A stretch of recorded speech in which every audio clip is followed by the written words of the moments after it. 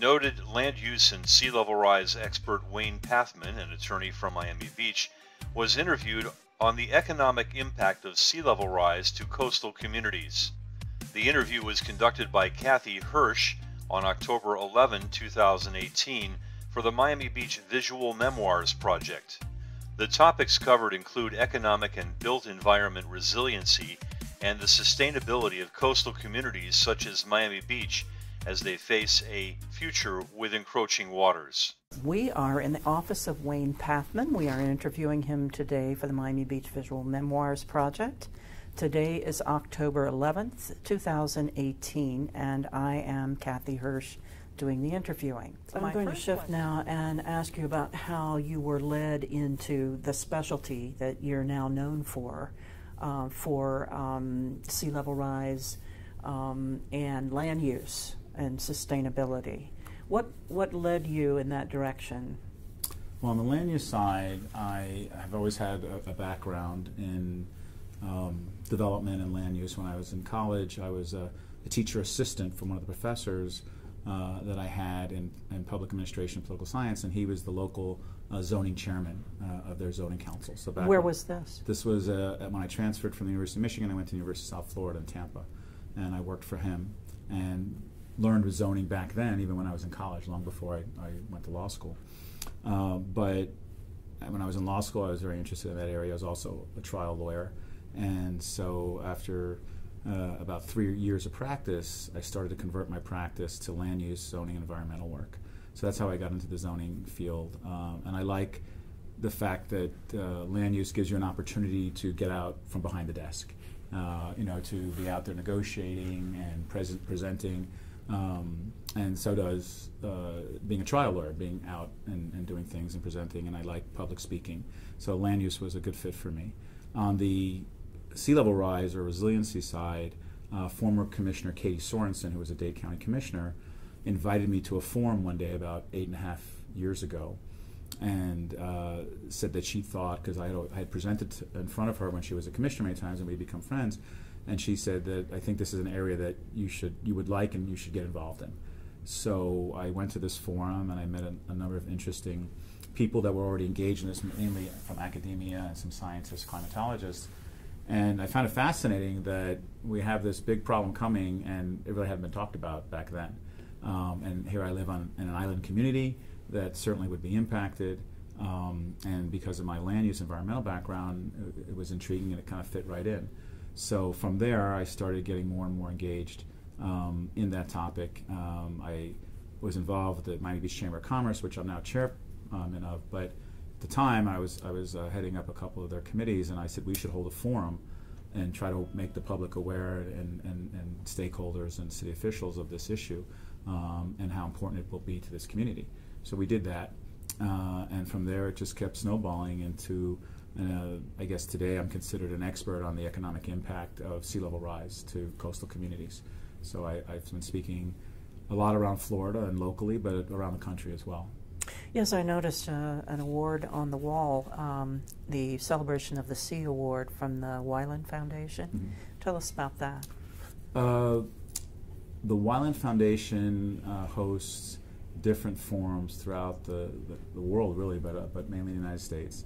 And they award certain citizens with awards who have shown an interest in preservation of the seas. A gentleman by the name of Pachi Pastor has a foundation, and he's connected to the Wyland Foundation. And a few years ago, when they had the Seafood Festival, Wyland was one of the sponsors, and they presented me with that award for the work that I've done in the community with regards to making people aware of the impact of sea level rise and flooding and the importance of preserving our seas. Do you feel that you are making an impact? Well, I hope that I am getting people to start thinking differently because it doesn't have to be doom and gloom, but it is something that is going to change the makeup of South Florida eventually.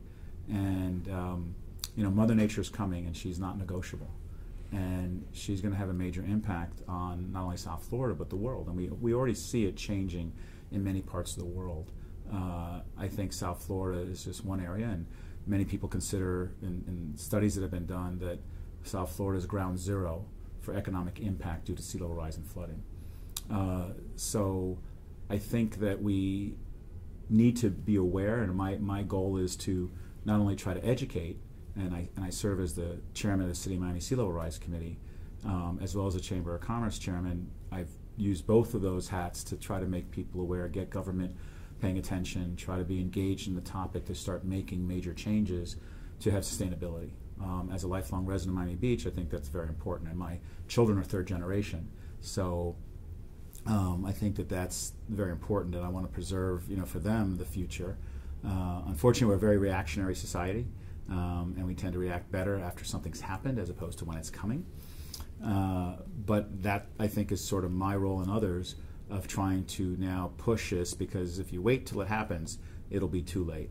And the economics of the impact of sea level rise and flooding are going to happen a lot sooner than before the water gets here, 50 years from now, where it becomes a real inconvenient situation. Well, the water's already here, isn't it? Well, the water's here in terms of, we just went through the king tide season, but it was relatively mild because of many things that cities have done with pumps and raising of roads and so on this particular season.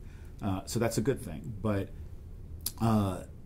water is changing, and yes, we have impacts from it, but not like the impacts that many predict, like the Army Corps of Engineers or the South Florida four-county compact, that by 2060 it could be as much as 2 feet or more. That's significant. That changes a lot, and that's an inconvenience on a daily basis. Now we have some disturbances. We have problems with sometimes heavy rainfall and distribution of water, so stormwater systems are starting to change. But the real impact of what's coming sooner than later is the economics. Flood insurance is going to change, banking is going to change, taxation and bonding are going to change. And unless you have a risk plan to address those issues in terms of what a city or municipality or even an entire state are going to do over the next 25 to 40 years, you're going to feel very significant impacts from economic change, which some of the things that I advocate is that we have to be very cognizant of what's happening with flood insurance. And many believe in FEMA and the National Flood Insurance Program, and Washington as well, that within 2 to 3 years we could be going to risk-based assessment insurance, which is a total game changer for property values and total game changer for how that'll affect banks and other institutions. And development on the beach. Yeah, and it doesn't have to be that way. If you address risk, you can address these problems, and you can build and change things accordingly and still continue strong investment in the community. And I actually think that a lot of what we're facing in the future could be an economic boom for South Florida in terms of jobs and investment if we do it right. Recently there was a program on 60 Minutes on September 23rd, and the water ambassador from the Netherlands, they created an ambassador position, and his ambassadorship is about water. His name is, I'm sure I'm going to say his last name wrong, but it's Hank Olik, I think. But anyhow, he's a really brilliant gentleman. I've met him a couple of times. And the message, if you watch the segment, that they're saying is that America really needs to start doing things differently. He said in the Netherlands, we learned from a catastrophe we had in 1953 where they lost 3,500 people, roughly. Their systems failed, and they built differently. And today, what he says in the program is, not one person has died since we changed our systems from flooding or sea level rise. In America, we don't necessarily build for the future. Like, it'll be interesting to see after Florence hit North Carolina, are we going to rebuild, or are we going to build so it doesn't happen again? And to me, what I try to emphasize is build differently, lower risk. And there's a good example for South Florida of how to do that. After Hurricane Andrew, the South Florida Building Code, which is now the Florida Building Code, was changed. Many were against it in the construction industry development community because they thought it would add a lot of cost to development. But in fact, it spurred better development, stronger homes, stronger buildings, and as a result, greater investment. And insurance was kind of kept at bay. It didn't skyrocket. But if you have an older home, let's say in an area, and you didn't upgrade or you didn't change the code, you're going to pay a little bit more. You're going to pay more for insurance. If you have one that complies with the current code, you're not going to pay that. And the same thing could apply, to the same methodology could apply to how we address flooding and sea level rise. We have to start addressing it. The more we lower risk, the better that we're going to get with regards to insurance, and insurance not increasing, as well as making banks and other institutions feel comfortable. But insurance, to me, is the tip of the spear. If that changes, that sends a red flag to everybody that there's risk. And should we be investing? and should we be building or living in South Florida? But these things, like others that we've faced, I think are manageable. Doesn't mean everything will be the same, but I also think that in time, technology will also help, and how we build and how we construct things and where we live will help. There's many solutions to doing things. We just haven't implemented them yet. How to, what I think we could pretty much agree on, having seen in the last several years in Miami Beach, we've lived here almost 40 years, is a rush to development. The smell of money was very powerful. I mean, it got a mayor indicted in federal penitentiary. I mean, the lure of what became so lucrative in Miami Beach. Are you seeing people addressing the risks more in terms of developers being serious about this, or are they just trying to get in and get their money out? I think there's both. I think that, one, I think it's still a strong economy and market here. And I don't really have fault with someone that builds to sell and move on. I mean, that's the nature of many businesses around the country, whether it's here in South Florida or not.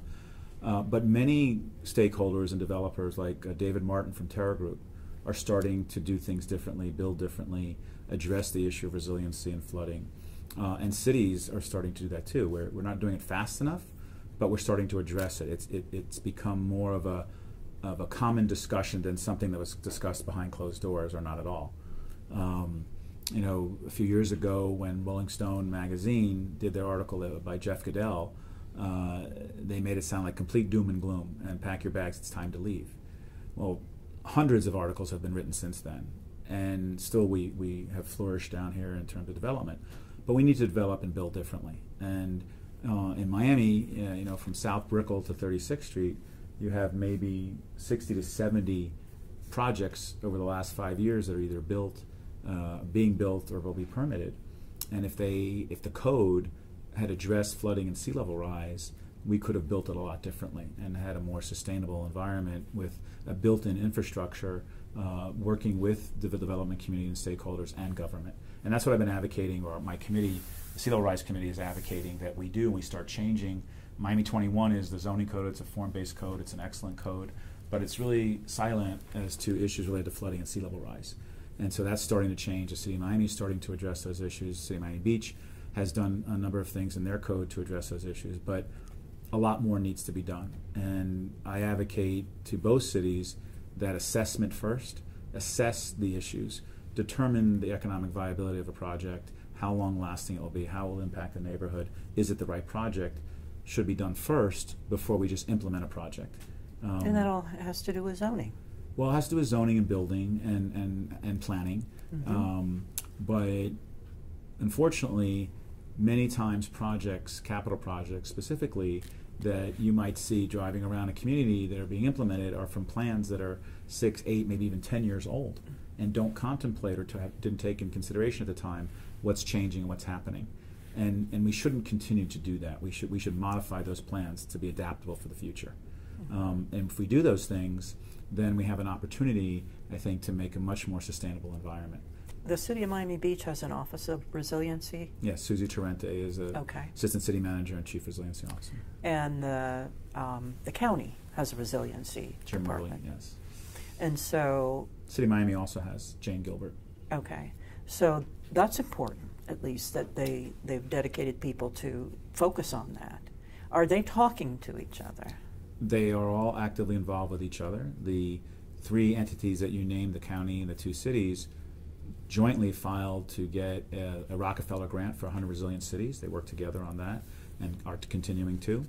I know all 3 resiliency officers personally, and they're all good, and they all communicate with each other. What I haven't seen happening, and you know, it's a form of government, the county is above the cities, is that the water isn't stopping at any border. It's coming. And it's not stopping at the edge of Miami Beach or the edge of Miami. Everybody needs to work together in planning their infrastructure and major projects or capital improvement projects by working together. There's a lot of things that have to be addressed. For instance, in Miami-Dade County, which affects a lot of cities, I believe 40 to 50% of the county is still on septic tank. We are. That's one of the first things that have to be eradicated due to rising tides and heavy rain.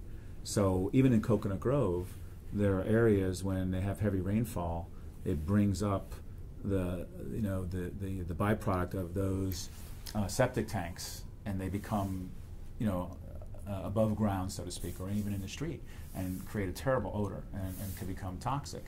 So a lot of those things need to be addressed, and that's a big number. I've been told by some former administrators of both the county and the Durham and the water management, could be a $6 to $8 billion problem to create and move everybody off septic that needs to be, and improve our infrastructure. But it also will have an impact on residents, because as a sewer line is brought up, you have an obligation to tap in to the sewer and eradicate the septic, and that's a cost to the individual homeowners. And some of the things I've suggested through my committee is that what cities should be looking at is someone who can't afford to pay that, should they get a tax credit on their county taxes? Should they get a federal income tax credit, or should it be spread over time so that we can get started and move this forward and not financially impact everybody and their homes? But the other side of that is, if we don't do it, it's going to start impacting values.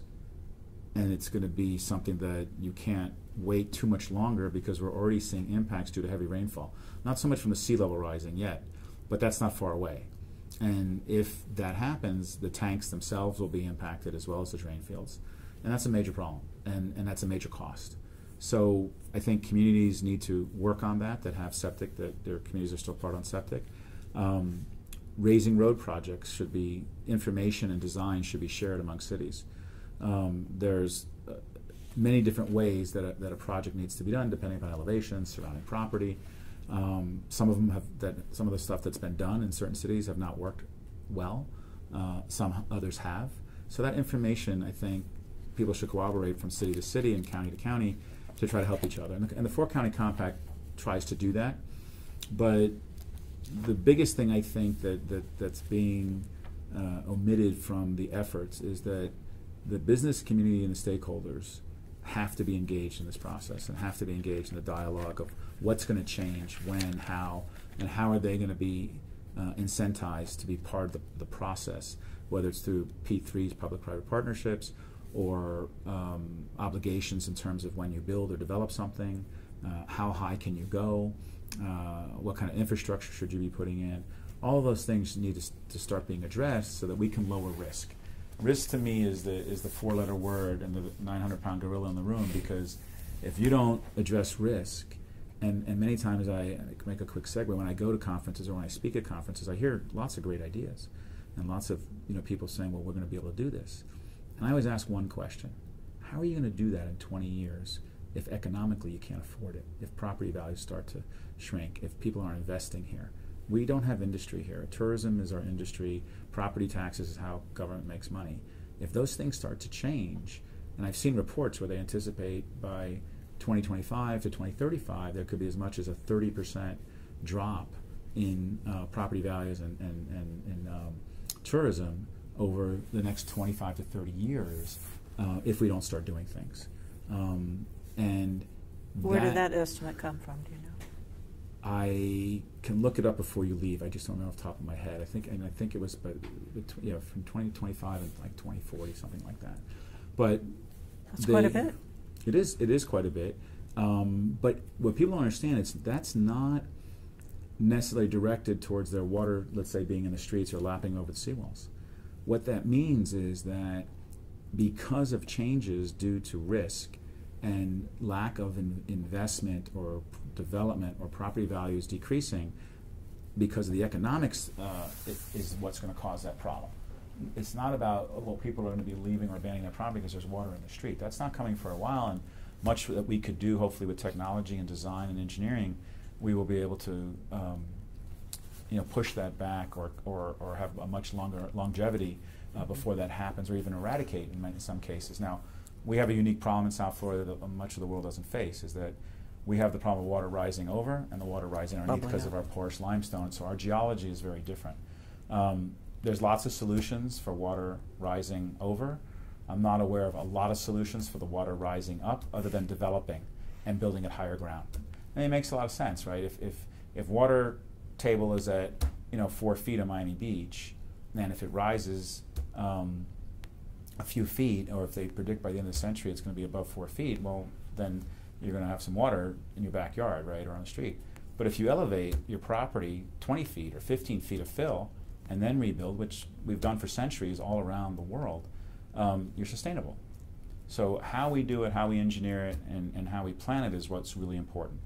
And the risk community needs to see that. They need to see that cities and counties and states are developing plans to lower risk, add infrastructure that's going to make the environment sustainable, to be able to live here and continue to expand and grow and have the growth that we've seen over the last 5 to 10 years, so that type of thing can continue, and that the people who are moving here are going to feel comfortable, and that there's multiple cycles left before there's any abandonment or moving away. And there's a lot of good things happening. There's a lot of attention being paid to these issues. Like I said, technology is changing, and we are finding more and more solutions or things that we can implement and do. But we have to do them right. We can't just say, well, the pump program of any city is going to be the answer. And I look at things as things that are resilient and things that are just mitigation. So pumps, to me, while solving the immediate problem, that's just a mitigation strategy. They're not going to last forever. And they're not the solution to stopping water. And if you watch the program on 60 Minutes, you'll see much of what the Netherlands have done, which are well beyond mitigation strategy and resilience strategies, and why it's been so successful for them. We need to start thinking at that level. We need to start thinking and implementing those kinds of ideas here, because one, they're going to take a long time to plan, fund, and implement. And so the sooner you start, the better chance of you actually having the opportunity to do it and do it right, and at the same time encouraging development in the area, because they will see that, okay, the city has a plan on how they're going to address this issue. If you don't address it, and one of the things you may want to look at in North Carolina, a few years ago, the governor they had there, and what the legislature decided was that they weren't going to talk about, in essence, sea level rise and flooding in their coastal communities like Miami Beach, that were their tourist areas, and how they were going to build. They were just going to allow development to continue. Governors change, new governor comes in and says, hey, we really need to start thinking about the impact of sea level rise and flooding in our coastal areas. Well, before they really had a chance to do a whole lot, Florence came. Yeah. Now the question is, are they going to rebuild the same way, or are they going to rebuild so it doesn't happen again? And that's the big question. That's the big question for every community. Unfortunately, the lesson learned only happens after, and that's kind of the way we work. And that's, like I said, the 60 Minutes segment kind of talks about that other parts of the world are learning before. They had their disaster in the Netherlands in the 50s. We've had many hurricanes here, in different parts of the country. New Orleans, for sure, has learned a lesson and is building totally differently. And some of their projects are really some of the leading things being done in the world.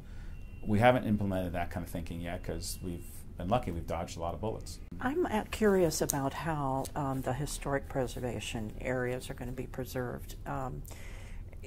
Can you lift up a deco hotel? I mean, what are they doing to ensure that they're going to be around when we start feeling all these effects? What can they do? There are companies that say we can pretty much lift anything. Really?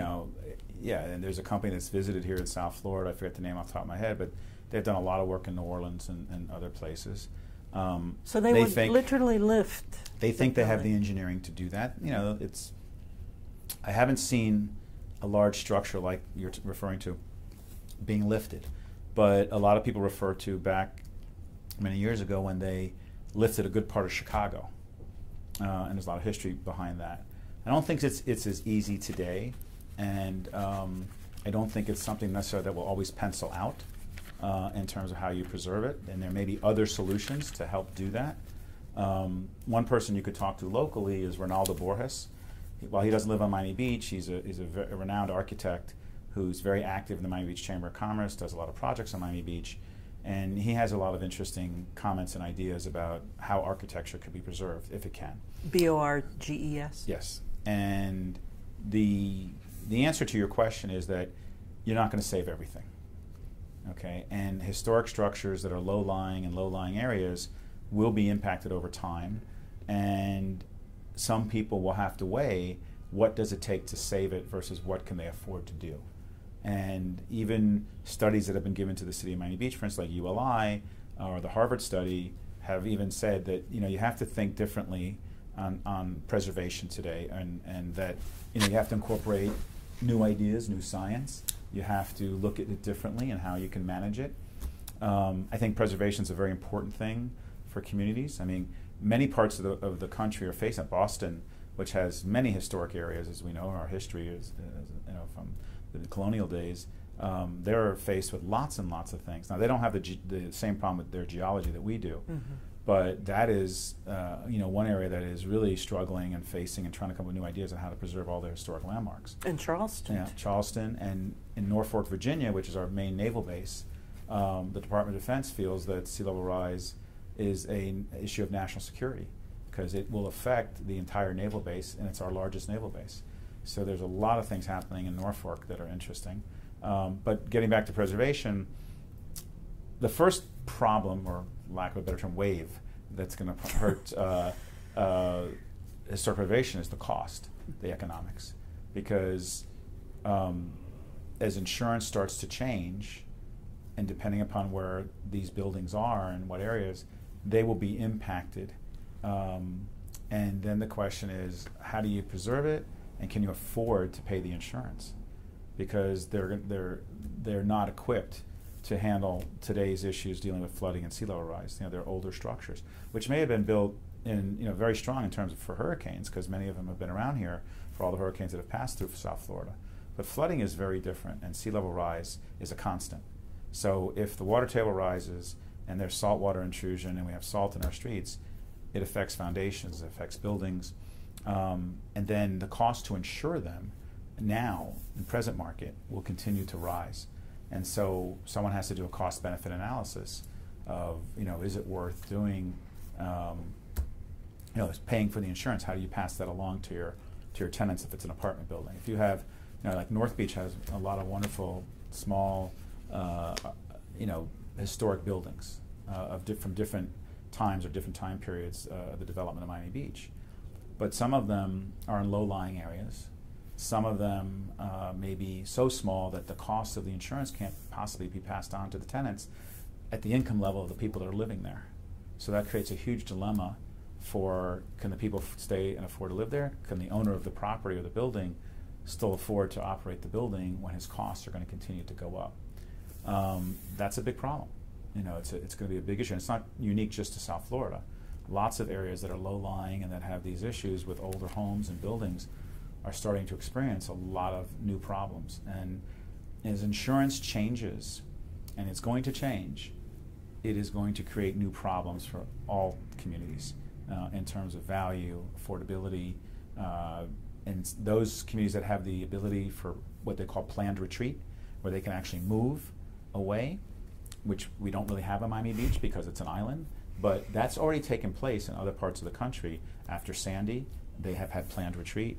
Other parts of the world already use planned retreat, meaning that they're moving things where they know they're going to eventually flood and moving people out of harm's way and building things that will preserve, maybe allow that area to flood, but preserve other areas.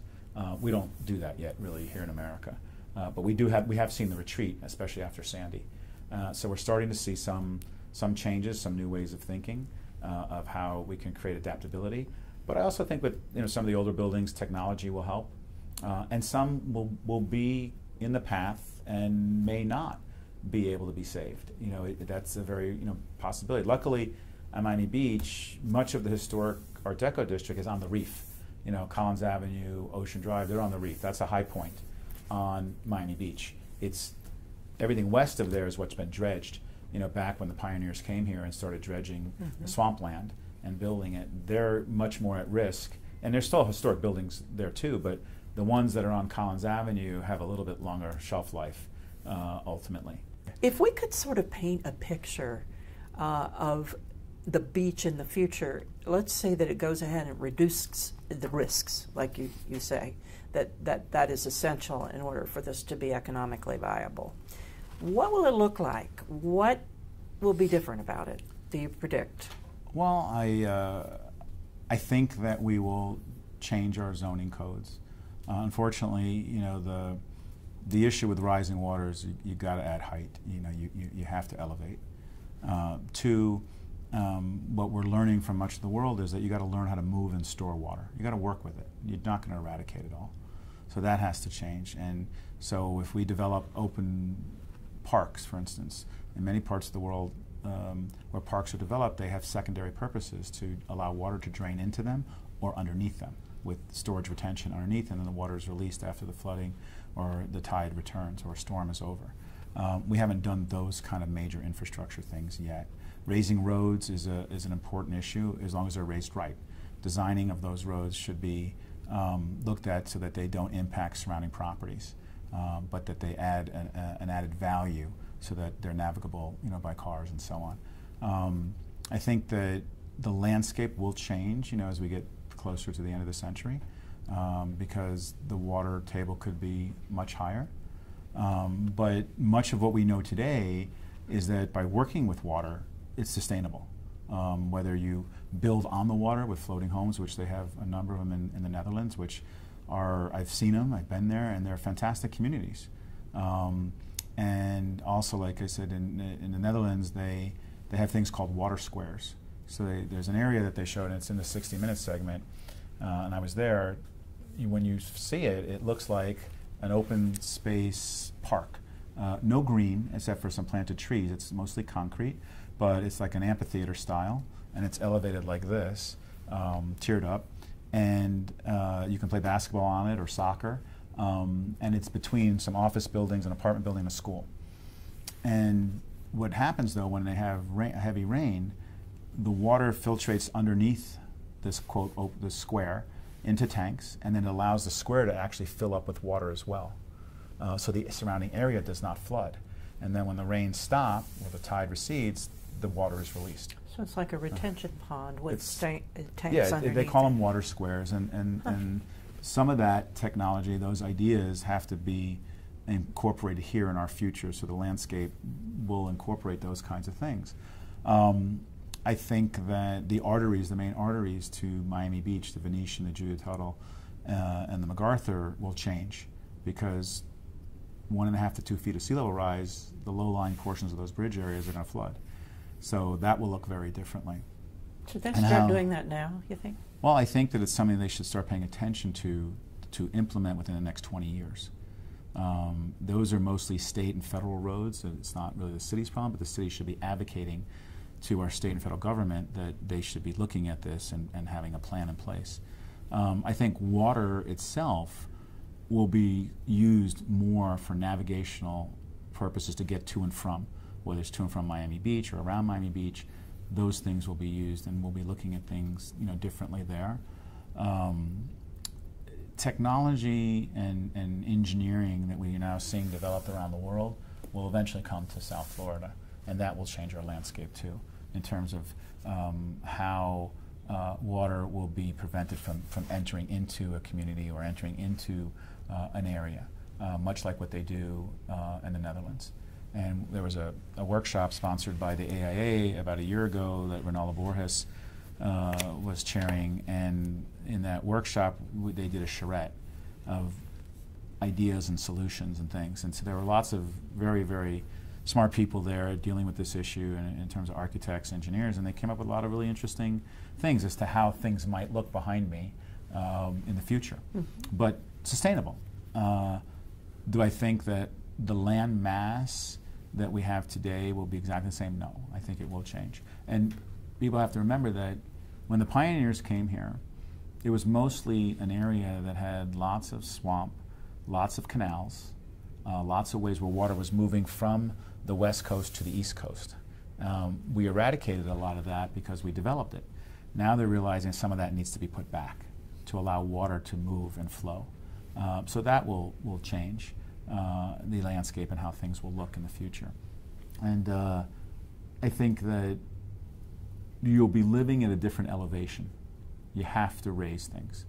You know, you're not going to be able to make everything go away by staying at the level that we're at, because the water is going to rise up from underneath. If it was just dispersing water, you know, that flows over, again, a lot easier from an engineering perspective or technology perspective, as opposed to the water rising up. Like what the Dutch have done. Yeah, and in many places in the Netherlands and other places, they build buildings with the understanding that eventually they might have to abandon the first floor. So they build them higher, the entry areas, so that there's like 2 first floors, and they construct them in a way that if they were ultimately impacted by water, they're sustainable. And I think we're going to start having to think like that too, ultimately.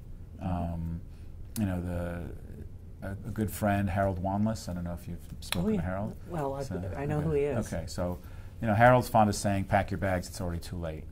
But where we disagree is, I think that, you know, man has figured out a lot of things. We got to the moon. When people came here in 1905 or 1900s, what they saw was not what you see out my window. It was swamp, mosquitoes, hot, trees, and look what they built. Look what's here today. So I think that we can be resourceful. I do think you have to accept Mother Nature, because, like I said earlier, she's not negotiable. You know, she's coming. It's going to change things. But I think we can adapt to things. But the critical issue to me is, when do we start? How quickly do we start phasing this in, or at least planning for it, so that we can be prepared, not thinking the way we typically think is, well, we do it after the fact. You know, we'll deal with this after the fact. Because if we do that, then I think we have serious problems in terms of not addressing risk today.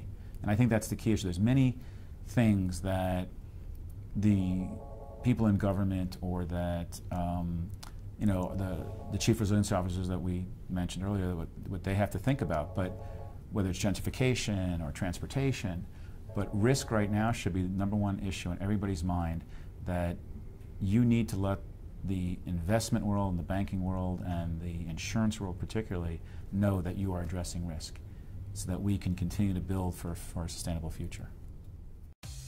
For more information about the Miami Beach Visual Memoirs project, please visit MiamiBeachVisualMemoirs.com.